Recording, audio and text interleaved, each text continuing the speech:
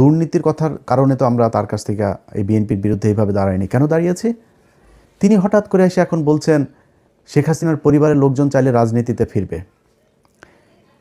তারপরে আপনার হইলে আওয়ামী লীগ নাকি ওনাদের ভাই ভাই, নির্বাচিত হইলে সব মামলা তুলে নেবেন। আওয়ামী লীগের লোকজনের প্রতি কোনো ক্ষোভ নাই তাদের, কোনো কিছুই হবে না। তো সেটা যদি হয়, এখন হয়েছে, এখন সেটা হয়তো হবে। তো তাহলে তো এটা আমাদের সমস্যা। আমরা তো এই আওয়ামী লীগ আর ইন্ডিয়ার জন্যই তো আমরা এত কিছু করেছি। আমি যে আমার নিজের পরিবারের এই যে এতটা বছর নষ্ট করলাম, কেন? আওয়ামী লীগ আর ভারতের কারণে।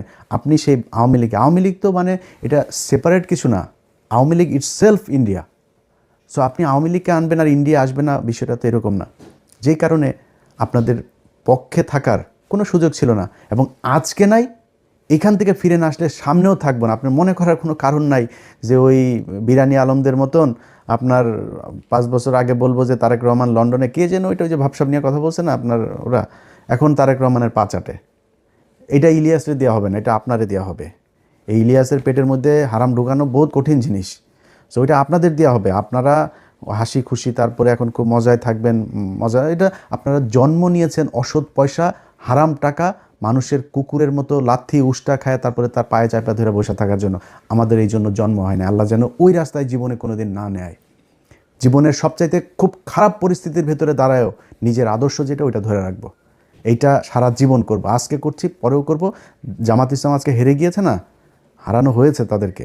এই জামাত ইসলামের খুব খারাপ ভয়ঙ্কর পরিস্থিতিতেও ছিলাম, সামনেও থাকবো, যতক্ষণ পর্যন্ত দেখবো যে না, এই লোকগুলি সৎ। আমার যদি আপনি এখন ইন্ডিয়ার বিষয়টা না আনতেন, আমি বিএনপির সাথে জামাতের বিষয়টা এইভাবে করতাম না। কিন্তু যেহেতু আমি নিজের চোখে দেখছি এই দেশের, এই ভারতের হাতে, আমার শত্রু ভাই পৃথিবীতে আমার কোনো শত্রু নাই। আমার শত্রু একটাই, সেটা হচ্ছে ভারত। এই ভারতের বিরুদ্ধে যারা, ভারত যাদেরকে অপছন্দ করে, আমি তাদের দলে। সো তারা স্পষ্ট অবস্থান নিয়েছে।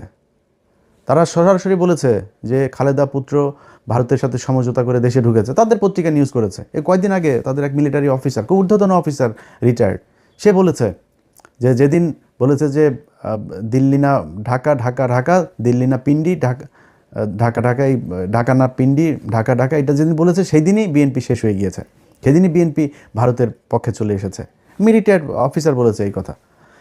তো এর মানে হলো কি, যে আপনার ভারতের সাথে তাহলে নিশ্চয়ই কিছু একটা হয়েছে, আমরা তো সেটা এখনও জানি না। সেই ঘটনা কি হইলো, আসলেই কি। তো এই জিনিসগুলি আমরা দেখলাম সেই শুরু থেকে এখন পর্যন্ত।